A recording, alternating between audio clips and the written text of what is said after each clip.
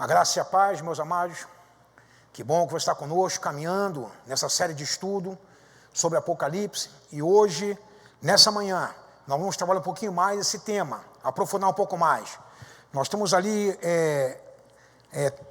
acompanhando já as 6 lições. A última lição, o pastor Valdeci abordou aqui um tema assim que é muito interessante, que muitas pessoas se debruçam sobre ele, porque existem alguns incógnitas ali.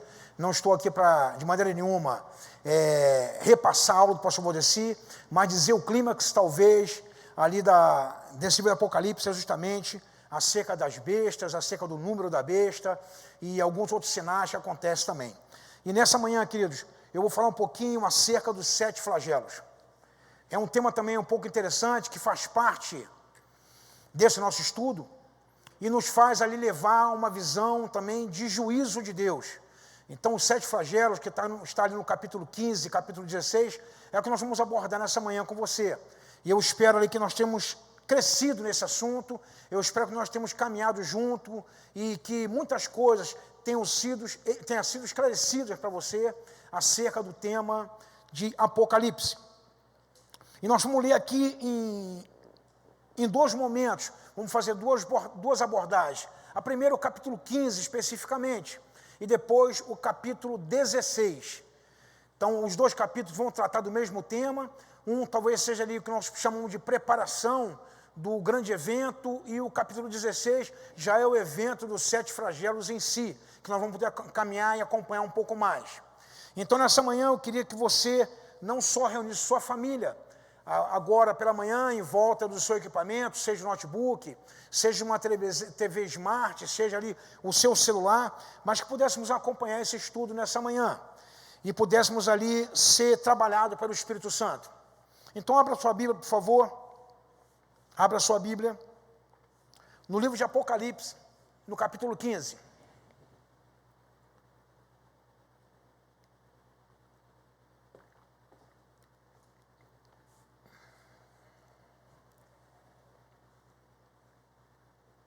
Livro de Apocalipse, capítulo 15.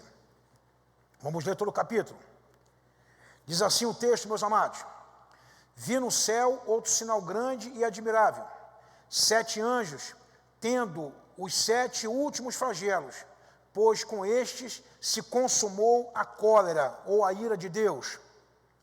Vi como que um mar de vidro mesclado de fogo, e os vencedores da besta, da sua imagem e do seu número e do seu nome, que se chama em pé no mar de vidro, tendo harpa de Deus, e entoava o cântico de Moisés, servo de Deus, e cântico do Cordeiro, dizendo: grande e admiráveis são as tuas obras, Senhor Deus Todo-Poderoso, justo e verdadeiro são os teus caminhos, ó Rei das nações.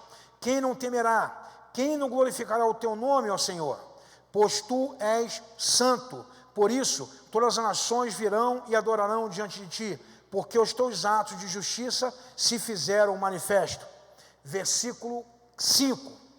Depois dessas coisas, olhei e abriu-se no céu o santuário do tabernáculo do testemunho, e os 7 anjos que tinham os 7 flagelos saíram do santuário, vestidos de linho puro e resplandecente e cingido ao peito com cintas de ouro. Então um dos 4 seres viventes deu aos 7 anjos 7 taças de ouro, cheias da cólera de Deus, que vive pelos séculos dos séculos. O santuário se encheu de fumaça, procedente da glória de Deus e do seu poder, e ninguém podia penetrar no santuário, enquanto se cumprisse os 7 flagelos dos anjos. Então, queridos, capítulo 5, ele vai dar uma preparação, ele vai dar uma abordagem inicial acerca dos 7 flagelos. A visão ali do apóstolo João é uma visão também do ambiente celestial. Então, por muitas vezes, por muitos capítulos, por muitas aulas, por muitos estudos, nós vamos ver se repetindo essa visão, essa percepção ou essa descrição de um ambiente celestial, a presença de um Deus soberano, a presença de anjos, de seres viventes. Agora já fala de povo remido de Deus, o povo ali que saiu, o povo que venceu ali a besta, que não aceitou a sua imagem, que não aceitou a sua marca, que não aceitou o seu nome. Parece que são outros componentes dentro desse ambiente, mas não deixa de ser também como tratado de um ambiente celestial. E esses 7 flagelos, meus amados, eles vão simbolizar para a gente ali os últimos estágios da ira de Deus. É como fosse fechar, na verdade, esse momento, fosse fechar esse processo onde Deus está aplicando a sua justiça. Nós falamos sobre ira de Deus, parece que esse nome, ele tem assim um peso muito maior, ele conota de maneira mais forte, né? Mas, na verdade, a ira de Deus nada mais é do que o juízo de Deus. Queridos, nós estamos falando de um Deus justo. Quando eu falo sobre justiça, sobre um Deus justo, eu vou dizer sobre um Deus que aplica a justiça. Quando eu vou falar sobre justo, aquele que aplica a justiça, eu vou dizer de alguém que retribui, que recompensa cada um segundo as suas obras. E o nosso Deus aqui é justamente isso. Ele vai ocupar esse papel fundamental dentro de todo esse contexto. Então ele vai ali ocupar o papel de um Deus justo, um Deus que aplica a justiça. Queridos, é interessante que, embora fale aqui sobre a ira de Deus, sobre a cólera de Deus, e nós podemos entender como o juízo de Deus também, nós podemos ver que a justiça de Deus, ela é permeada, ou talvez ela seja envolta dentro da compaixão de Deus. Deus não deixa de ser compassivo. Não é porque Deus está aplicando a sua justiça ali, na verdade, não quer dizer que não haja compaixão e que não haja misericórdia. Muito pelo contrário, a justiça de Deus, ela sempre é acompanhada também da compaixão e da sua misericórdia. Então esse tempo aqui, essa visão de João, desses 7 flagelos, desses anjos, é uma visão celestial, onde João vai ver também um ambiente de celestial. Interessante, queridos, que também fala dos remidos que venceram, e esses remidos, eles estão adorando a Deus. Eles estão ali no momento de adoração ao Senhor, se rendendo a Deus, celebrando, cantando louvores a Deus, por ter vencido a besta, por ter ali não se dobrar aos símbolos da besta, não se dobrar ao número da besta, e nem tão pouco as seduções que tinham naquele momento, que nós vimos no capítulo 12, capítulo 13 e capítulo 14, no domingo passado, com o pastor Valdeci. Queridos, e também, como todos os outros textos bíblicos ali, aparecem muitas vezes algumas coisas simbólicas, e que nós vamos procurar aqui mergulhar um pouco mais, olhar com um pouco mais de critério, para poder fazer a distinção, ou melhor, trazer ali uma explicação melhor acerca do que vem a ser essas simbologias que nós encontramos dentro desse texto também, de Apocalipse, capítulo 15.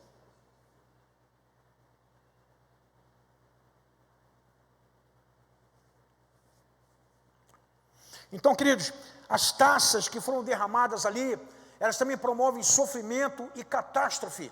Elas também trazem ali uma sensação, uma sinalização do juízo de Deus, como eu falei para os irmãos anteriormente, né? E isso é sobre o filho da desobediência e sobre a destruição da besta. Então nós vamos vendo ali, meus queridos, que isso daí, ele tem uma direção específica. Deus tem uma direção, uma destinação específica acerca desse juízo.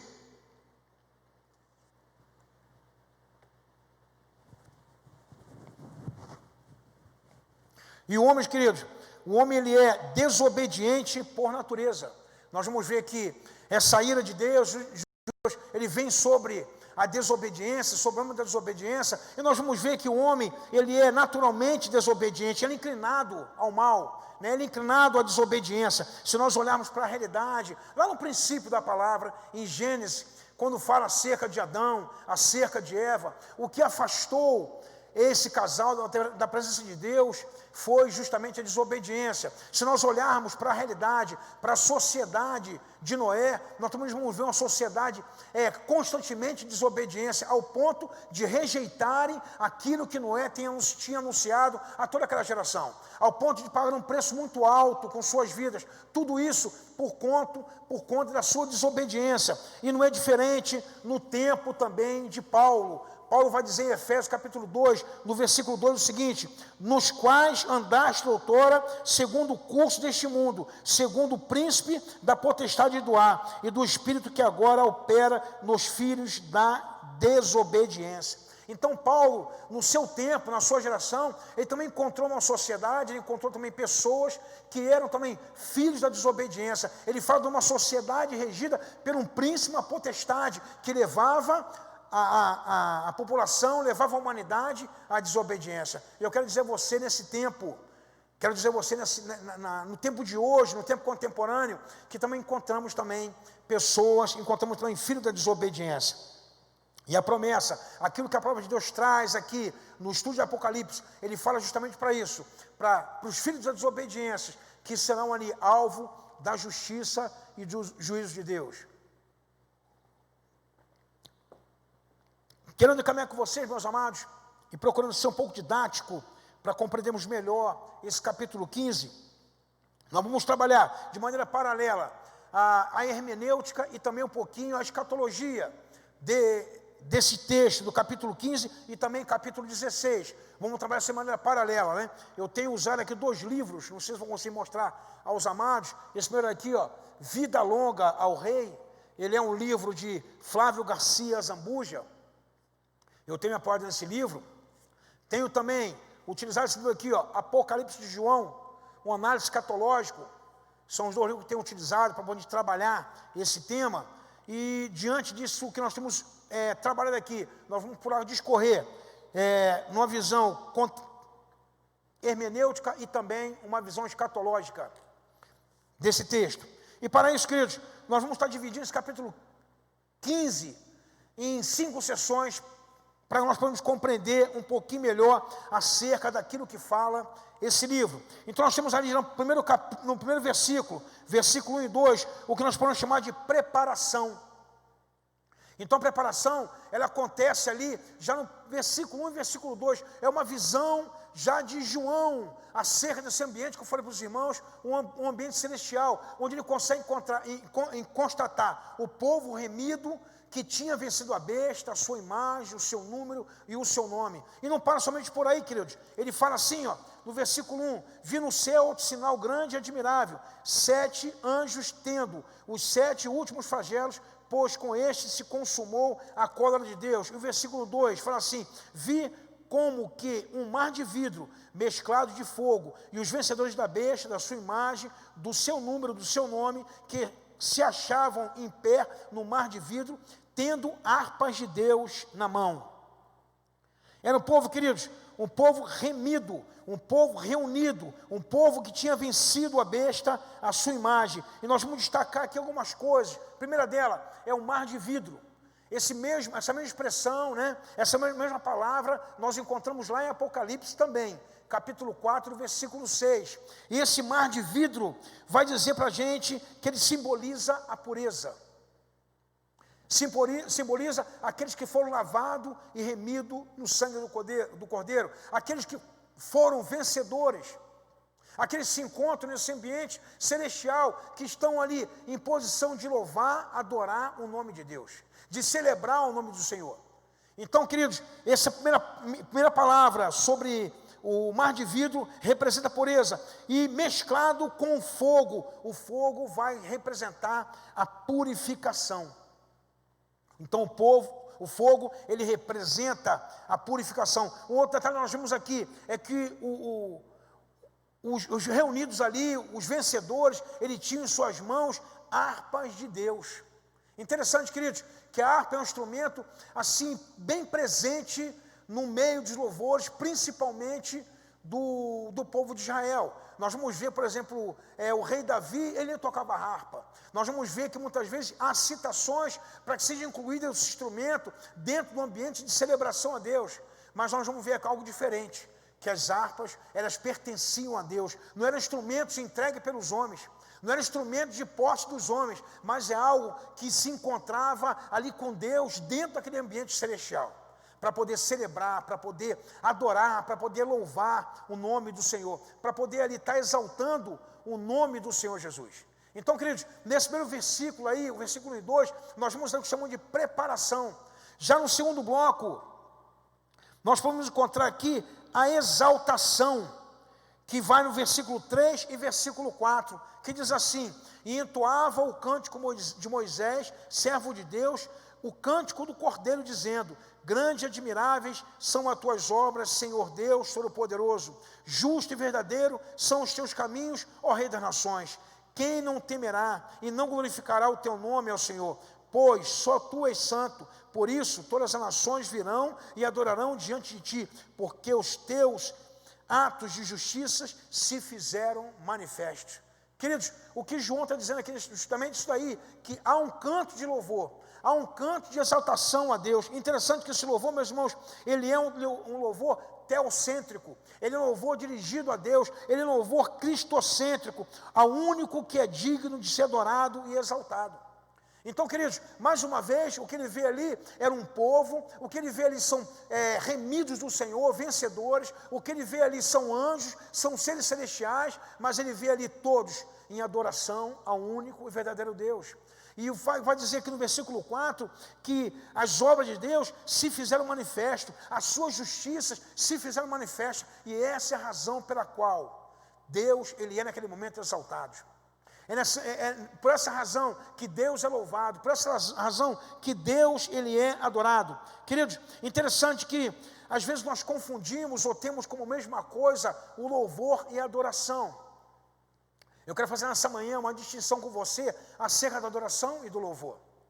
A adoração é algo que vem do íntimo, de dentro da alma, é algo pessoal, é algo individual, isso é adoração. O louvor é a expressão disso. O louvor é quando eu vou exteriorizar a minha adoração. Então, ou seja, o louvor, ele é por gesto, por voz, por tocar instrumento, mas ele é resultado daquilo que acontece dentro do meu coração, aquilo que acontece dentro do meu íntimo. Então, queridos, o que acontecia ali é algo nesse sentido, era a adoração, era a exaltação, era ali a glorificação, era ali a adoração de Deus através de louvores a único Deus que é verdadeiro, que é digno de toda a adoração. Interessante, queridos, que havia um motivo muito especial para que isso acontecesse. Havia um motivo ali muito relevante para que acontecesse essa adoração do povo.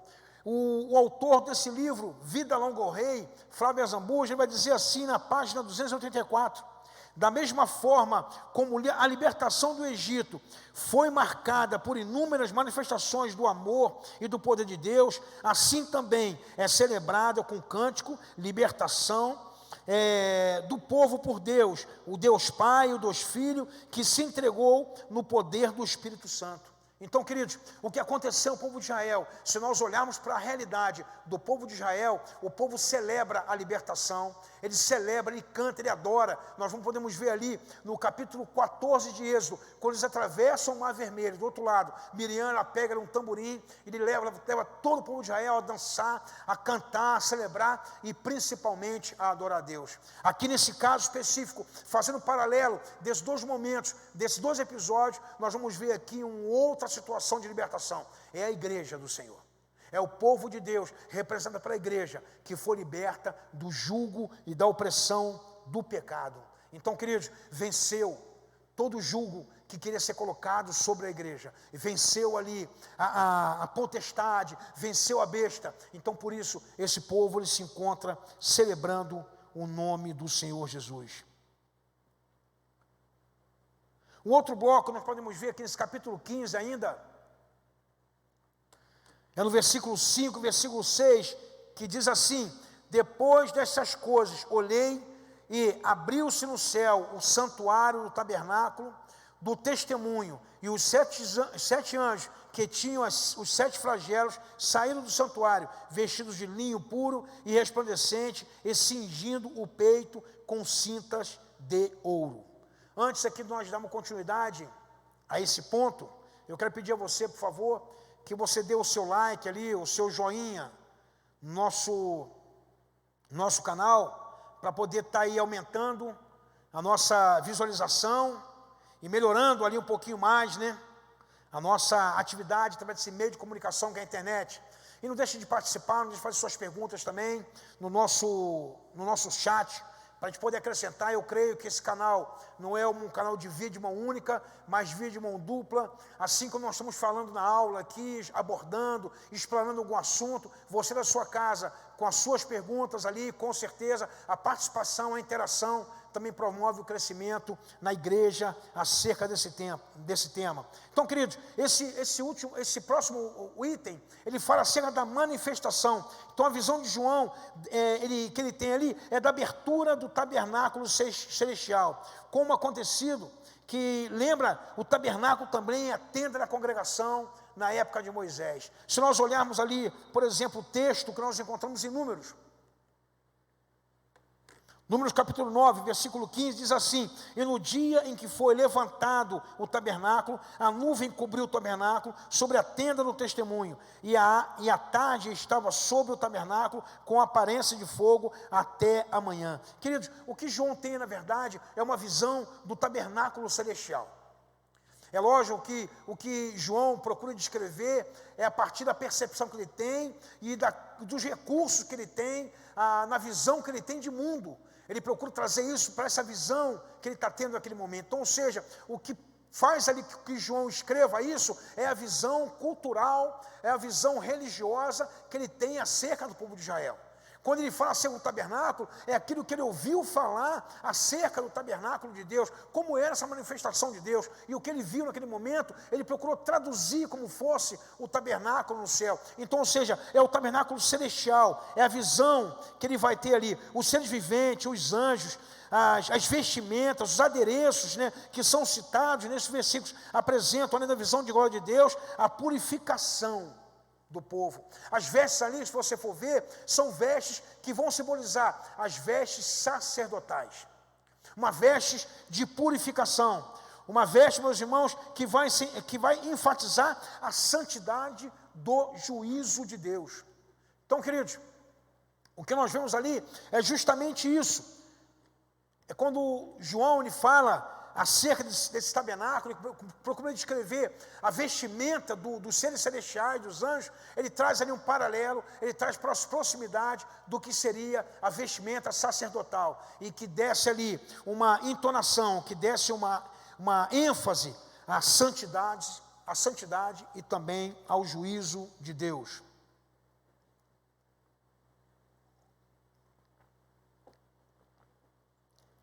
Os elementos, queridos, citados, eles são sem dúvida de claro entendimento, e tudo que está emanando ali, nós vamos emanando da voz do Senhor Jesus, da voz de Deus que se encontra no trono celestial. A glória e a presença de Deus traz a visão de um ambiente inacessível e pleno de sua presença, e cheio da plenitude de Deus e da glória do Senhor. Se nós olharmos alguns textos aqui, eu vou passar para você aqui agora. O primeiro deles encontramos aqui em Êxodo 40, 34, que ele fala assim: então a nuvem cobriu a tenda da congregação, e a glória do Senhor encheu o tabernáculo, de maneira que Moisés não podia entrar na tenda da congregação, porquanto a nuvem permanecia sobre a tenda, sobre ela, e a glória do Senhor enchia o tabernáculo. Um outro texto nós encontramos aqui em Isaías capítulo 6, versículo 4, que diz assim: os umbrais das portas se moveram à voz dos que clamavam, e a casa se encheu de fumaça. Em outro texto, nós encontramos em Ezequiel, capítulo 1, versículo 4, que diz assim: e no dia em que foi levantado o tabernáculo, a nuvem cobriu o tabernáculo sobre a tenda do testemunho, e a tarde estava sobre o tabernáculo, com aparência de fogo até a manhã. Então, queridos, nós vemos aqui que nesses textos do Antigo Testamento, ele fala algo parecido, algo próximo, algo bem assim, de visão esclarecedora para João, acerca do que seria aquela visão que ele estava vendo sobre o tabernáculo do céu. Então, ou seja, a presença de Deus, a glória de Deus que enchia todo aquele local, a glória de Deus que se fazia presente naquele local, a glória de Deus que era ali a presença clara, uma presença ali santa, uma presença ali de motivava os seres celestiais que obedecessem e que louvassem o nome do Senhor Jesus. Queridos, um último tópico dentro do capítulo 15, está aqui no versículo 7 e versículo 8, que nós chamamos de esperança, que diz assim: então um dos 4 seres viventes deu aos 7 anjos 7 taças de ouro, cheia de cólera de Deus, que vive pelo século dos séculos. Versículo 8, o santuário se encheu de fumaça, procedente da glória de Deus e do seu poder, e ninguém podia penetrar no santuário, enquanto não se cumprisse os 7 flagelos dos 7 anjos. Então, queridos, nesse prólogo aqui, nessa última parte do capítulo, apesar de que nós vimos ali quase o iniciar do que seria a justiça de Deus, ele nos traz a esperança, porque ele renova a nossa esperança, porque sobre esse envio dos anjos estava se cumprindo a justiça de Deus, o juízo de Deus sobre a terra, sobre a humanidade, que envolvia não só os seres humanos, mas envolvia todo o cosmo, envolvia toda a natureza, e nós vamos ver um pouquinho mais na frente, a partir do capítulo 16, e interessante, meus irmãos, que tudo está debaixo do controle de Deus. É interessante, queridos, que apesar de tudo estar acontecendo ali, parece que as coisas não têm um controle, mas tudo está no controle de Deus. Nós vamos ver aqui que a voz que sai, a voz que anuncia, a voz que fala, ela é a voz que sai de dentro do santuário, ela sai de baixo do santuário, ela é uma voz diretiva, é uma voz do próprio Criador, do próprio Deus, que está no controle, controlando todas as coisas. Nós vamos ver muitas vezes que Deus, ele não executa, mas ele ordena que seja feito, ele ordena que seja executado, ele ordena que seja praticado. É algo bem parecido com o que acontece lá na criação, onde Deus, ele fala, haja luz, ele fala e separe-se a água, a terra da água, e ele fala e separe a água das águas, e ele fala que a terra dê o ser vivente, que a água dê o ser vivente. Ele, bem dizer, tudo ele fala, somente quando ele vai criar o homem, que ele coloca a mão e ele vai ali formar o homem na verdade. Mas é pela palavra que Deus cria todas as coisas. E nós vemos aqui, meus amados, no livro de Apocalipse, bem dizer, acontecendo dessa forma, é Deus ordenando, é da voz do santuário, a voz de Deus no santuário, saindo as ordens, é onde nós podemos concluir que tudo está no controle de Deus. Então, queridos, dessa forma, nós fechamos aqui o capítulo 15, que é ali a preparação, que é ali o enunciado de tudo aquilo que vai dar direção para que possamos trabalhar o capítulo 16, onde ele fala especificamente sobre os flagelos de Deus que nós conhecemos, ou pelo menos compreendemos que seja o juízo de Deus. E eu convido você, na sua Bíblia aberta, nós podemos ler aqui o capítulo 16 desse livro de Apocalipse, que diz assim: ouvi, vindo do santuário, uma grande voz dizendo aos 7 anjos: ide e derramai pela terra as 7 taças da ira de Deus. Saiu, pois, o primeiro anjo e derramou a sua taça pela terra, e aos homens, portadores da marca da besta, adoradores da sua imagem, sobrevieram úlceras malignas e perniciosas. O segundo flagelo derramou a segunda taça no mar, e este se tornou em sangue como de morto, e morreu todo ser vivente que havia no mar. Versículo 4, derramou o terceiro a sua taça nos rios e nas fontes das águas, e se tornaram em sangue. Então ouvi o anjo da água dizendo: tu és justo, tu que és e que eras o santo, pois julgaste essas coisas. Porquanto derramaram sangue de santos e de profetas, também sangue lhes tem dado a beber, são dignos disso. Ouvi do altar que se dizia: certamente, ó Senhor Deus Todo-Poderoso, verdadeiro e justo são os teus juízos. Versículo 8, o quarto anjo derramou a sua taça sobre o sol, e foi-lhe dado queimar os homens com fogo. Com efeito, os homens se queimaram com intenso calor e blasfemaram o nome de Deus, que tem autoridade sobre estes flagelos, e nem se arrependeram para lhe darem glória. Versículo 10, derramou o quinto a sua taça sobre o trono da besta, cujo reino se tornou em trevas, e os homens remordiam a sua língua por causa da dor que sentiam, e blasfemavam o Deus do céu por causa da angústia e das úlceras que sofriam, e não se arrependeram de suas obras. Versículo 12, e derramou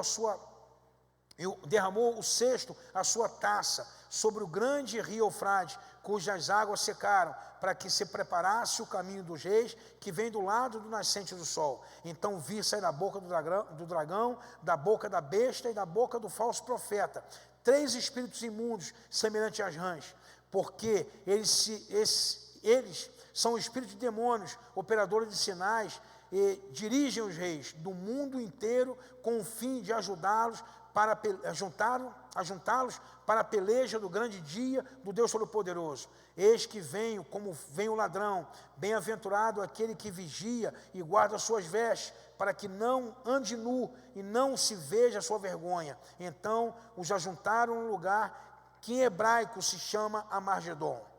Versículo 17, então derramou o 7º anjo a sua taça pelo ar, e saiu a grande voz do santuário, no lado do trono, dizendo, feito está. E sobrevieram relâmpagos, vozes e trovões, e ocorreu grande terremoto, como nunca houve igual, desde que há gente sobre a terra. Tal foi o terremoto forte e grande, e a grande cidade se dividiu em 3 partes, e caíram as cidades das nações. E lembrou-se Deus da grande Babilônia, para lhe dar o cálice do vinho do furor da sua ira. Todas as ilhas fugiram, e os montes não foram achados. Também desabou do céu sobre os homens grande saraivada, com pedras que pesavam cerca de 1 talento. E por causa do flagelo da chuva de pedras, os homens blasfemaram de Deus, porquanto o seu flagelo era sobremodo grande. Então, queridos, nós entramos aqui talvez naquilo que vai falar um pouco mais acerca do que vem a ser os 7 flagelos.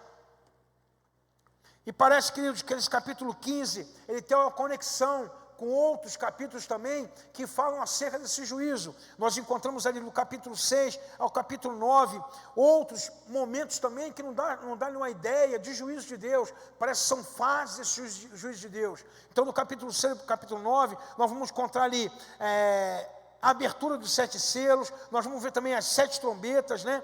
Então, nós vamos ver outros momentos, outras explanações, outros exemplos que falam acerca da ira de Deus, da justiça de Deus. Parece que ele faz uma conexão, parece que entre o capítulo 9 e o capítulo 15 existe um interregno, existe um intervalo, para que possa se tratar especificamente de outros temas, mas parece que depois ele junta novamente, e ele vai abordar no capítulo 16, acerca desses 7 flagelos, que representam também a manifestação do juízo de Deus. Interessante, meus amados, que ele vai trazer sofrimento à humanidade, que ele vai também mexer com toda a natureza também, ele vai mexer com todo o cosmos também, ele vai atingir outros astros também, que fazem parte do nosso sistema solar. Então, queridos, nós vamos ver que Deus é o Deus da criação, ele é o Deus da história, e ele é o Deus do universo, e cabe somente a ele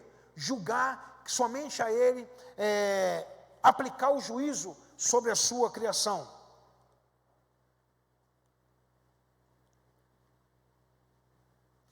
Nós vamos ver também em outros textos bíblicos algo acerca também do que é chamado, é dito como dia do juízo. Então são outros sinais apocalípticos que nós encontramos em outros livros. Nós encontramos o livro de Joel, no capítulo 1, versículo 15, diz assim: ai do dia, porque o dia do Senhor está perto, e virá como uma assolação do Todo-Poderoso. Já em Joel também, no capítulo 3, versículo 16, nos diz assim: e o Senhor bramará de Sião e de Jerusalém, fará ouvir a sua voz, e os céus e a terra tremerão, mas o Senhor será o refúgio do seu povo, e a fortaleza dos seus filhos de Israel. E já lá no livro de Pedro, carta de Pedro, segunda carta, no capítulo 3, versículo 10 ao versículo 13, diz assim: mas o dia do Senhor virá, como ladrão da noite, no qual os céus passarão com grandes estrondos, e os elementos ardendo, desfarão, e a terra e as obras que nela há se queimarão. Havendo, pois, de perecer todas as coisas que pessoas vos convém ser em santo trato e piedade, aguardando e apresentando-vos para a vinda do dia do Senhor, em que os céus e o fogo se desfarão e os elementos ardendo se fundirão. Mas nós, segundo a sua promessa, aguardamos novos céus, nova terra, em que habita a justiça de Deus. Então, queridos, são textos, alguns dos textos nós encontramos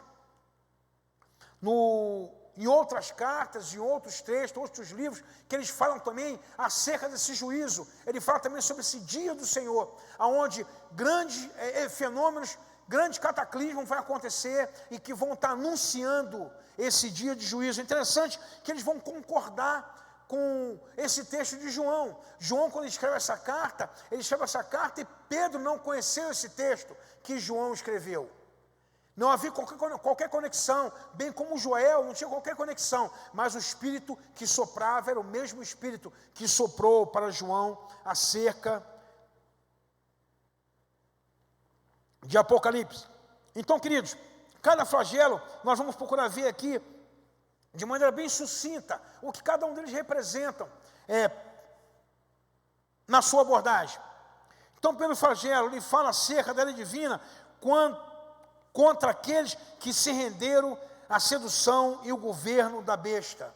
Então, queridos, quando nós vimos ali no capítulo 15, no versículo 2 precisamente, ele vai dizendo que os vencedores, aqueles que não se renderam ao nome da besta, não se renderam à imagem da besta, esse é um grupo de pessoas que se encontram nesse ambiente celestial. Mas ele diz aqui no primeiro flagelo que Deus, ele vai derramar a sua ira sobre aqueles que se dobraram, sobre aqueles que aceitaram a marca da besta.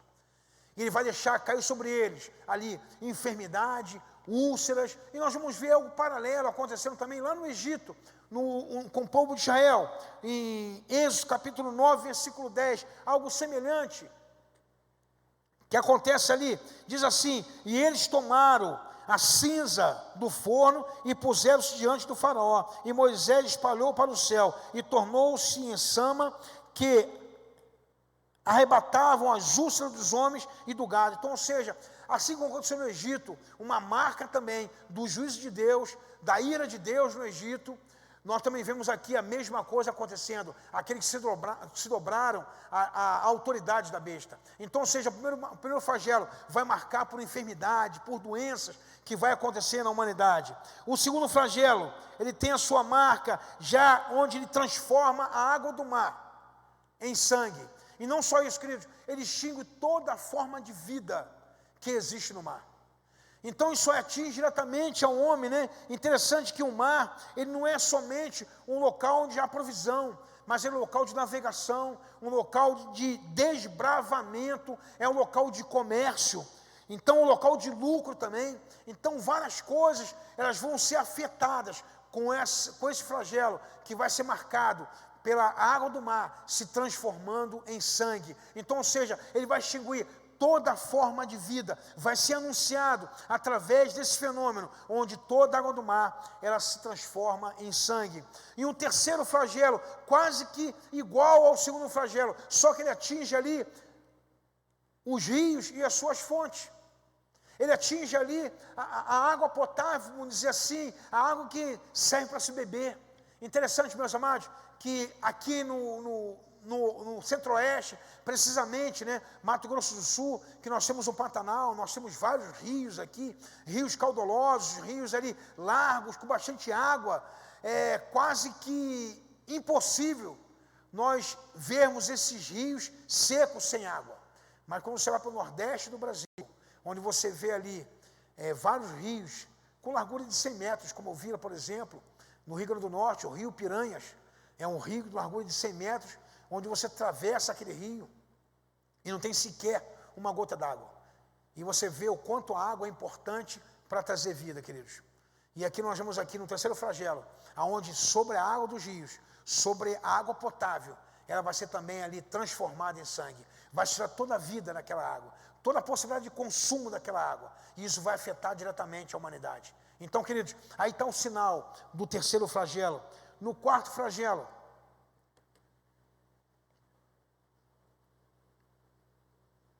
nós vimos aqui sendo derramado a taça sobre o sol. Então, ou seja, o sol parece que vai perder um pouco da sua função. Nós conhecemos muito bem qual a função do sol, né?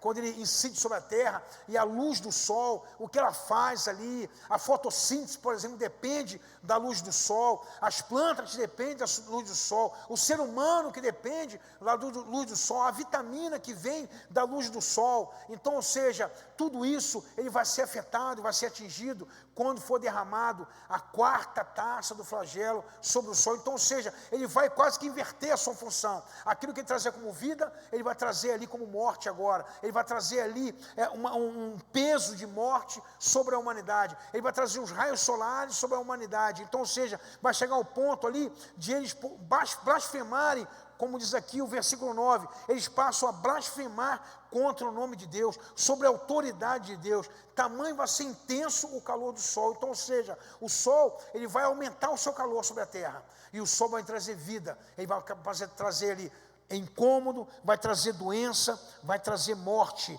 devido à intensidade do calor. No quarto flagelo, queridos, nós vamos ver aqui que Deus, ele começa a destruir todo o governo da besta, todo tipo de governo da besta. Então, ou seja, ele vai ali trazer trevas sobre a besta, ele vai trazer trevas sobre esse governo, ele vai trazer ali trevas, ele vai trazer destruição, ele vai trazer ali morte sobre esse governo da besta. Então, ou seja, tanto o flagelo, o quinto flagelo como o sexto flagelo, quase que há uma conexão, como é o caso do terceiro e quarto flagelo. Então, no quinto e sexto, ele também há quase uma conexão, mas ele começa no quinto, ele trazendo ali destruição sobre o governo da besta, e sobre também os homens que seguem essa besta, vai trazer dor e sofrimento. Se nós olharmos ali no capítulo 13, quando começa a surgir a figura da besta, uma sai do mar, outra sai da terra, ela faz sinal de prodígios ali, curas, por exemplo. Ou seja, todo esse falso poder que existia sobre a besta, ele vai ser extinguido, ele vai ser retirado. Queridos, o diabo, ele veio para enganar. O diabo, ele veio, na verdade, para iludir. O diabo, ele veio, na verdade, para poder ali trazer mentira. Isso nós vamos ver ali em Coríntios, 2 Coríntios capítulo 11, versículo 11 a 14, ele vai dizer que Satanás, ele vai se transformar em anjo de luz, e os seus ministros em ministros de justiça, mas o seu final vai ser igual às suas obras.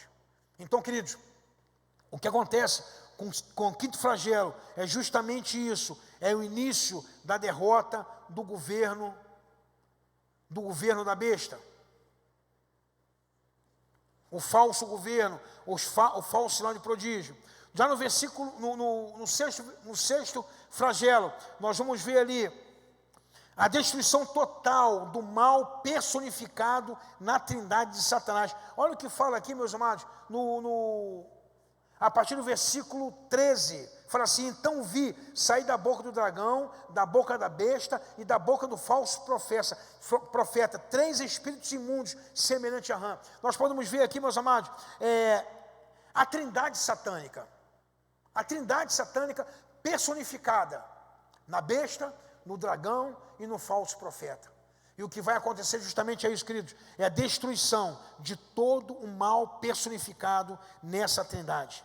O que vai acontecer, meus amados, é a justiça de Deus sendo aplicada sobre o falso profeta, sobre o dragão e também sobre a besta.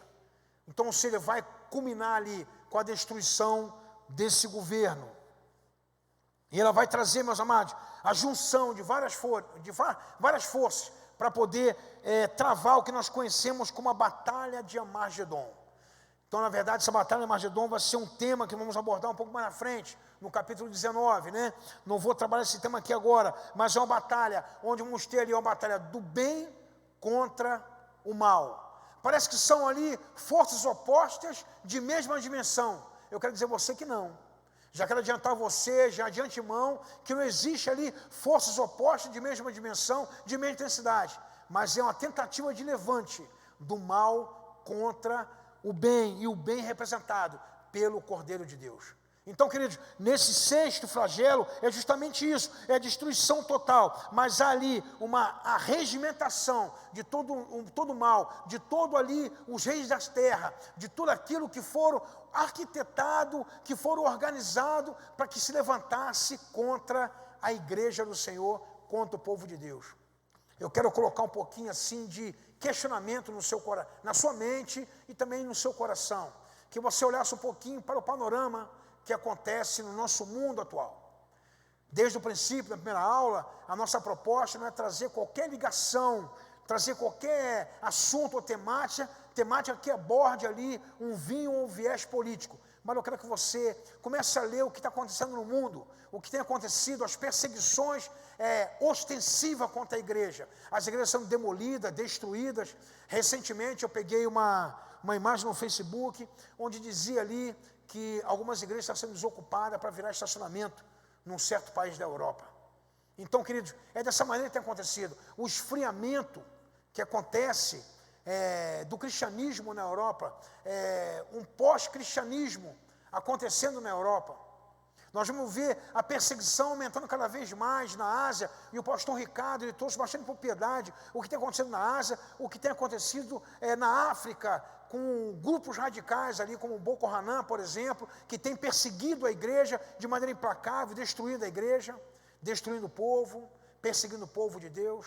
Então, ou seja, nós vemos quase que uma organização, uma orquestração do reino do mal, querendo se levantar contra o povo de Deus, querendo se levantar contra o próprio Criador, contra o próprio Cordeiro de Deus. Então, queridos, nesse sexto flagelo, é justamente isso, é a destruição total de qualquer sistema de governo, é uma destruição total de qualquer tentativa de levante de governo da besta, do dragão e dos falsos profetas, que é a tríade do mal. E no último flagelo, meus amados, que eu quero abordar com vocês nessa manhã, ele fala acerca da ira de Deus, onde ela é derramada sobre o ar, a última taça, onde ela encerra o ciclo do juízo de Deus. Queridos, é interessante que ela vai falando ali sobre a queda do sistema de governo, ela vai falando sobre uma Babilônia, que é citado ali em outras passagens do livro de Apocalipse. A Babilônia vai representar sempre um sistema de governo opressor, um sistema de governo que se levanta contra a igreja do Senhor. Então, aqui nesse caso, ele vai falando também sobre a finalização, sobre a destruição de qualquer sistema de governo, a queda do sistema de governo, quando ele fala sobre, no versículo 9, ele fala sobre a grande Babilônia, onde vai ser entregue a ela o cálice do vinho do furor da ira de Deus. E não somente isso, mas ele fala das ilhas que fugiram, dos montes que não se encontram mais, não são mais achados. Ele fala da grande chuva de pedras, de saraiva, que vai cair sobre a terra. Ele chega a dizer aqui, meus amados, que essas pedras, elas pesam 1 talento. Interessante que o talento é uma unidade de medida, e vários povos, eles tinham a sua unidade de medida acerca do que veio a ser um talento. E como aqui o Apocalipse ele foi escrito no grego, eu queria usar aqui a unidade de medida do grego. No grego, 1 talento ele corresponde a 20 quilogramas.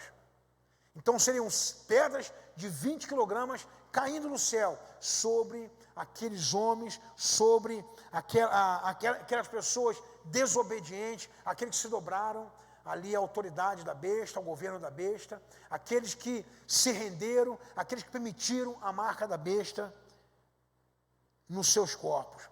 Então, queridos, dessa maneira, nós encerramos aqui esse capítulo 16, onde ele fala acerca dos 7 flagelos. Mas ele abre também aqui uma ligação com o próximo episódio, que ele vai falar também acerca da grande batalha, a batalha do bem contra o mal, mas da vitória do Cordeiro contra Satanás. Então, queridos, nós vamos aqui estar finalizando essa aula de hoje, mas preparando o seu coração para as próximas aulas, preparando você para as próximas aulas, outros temas que vão estar conectados, com esse tema que foi abordado nessa manhã. Eu quero pedir ao Senhor que possa nos abençoar, que possa ser conosco mesmo, estar conduzindo mesmo a sua igreja nesse tempo, um tempo para nós aqui, contemporâneos, um tempo diferente de tudo que nós vimos. E eu vejo assim que esse texto em Apocalipse, ele também fala alguma coisa de que vai ser algo singular na história da igreja, algo singular na história do povo, algo singular na história da humanidade. Que nós possamos estar nos apercebendo de tudo que tem acontecido ao nosso redor.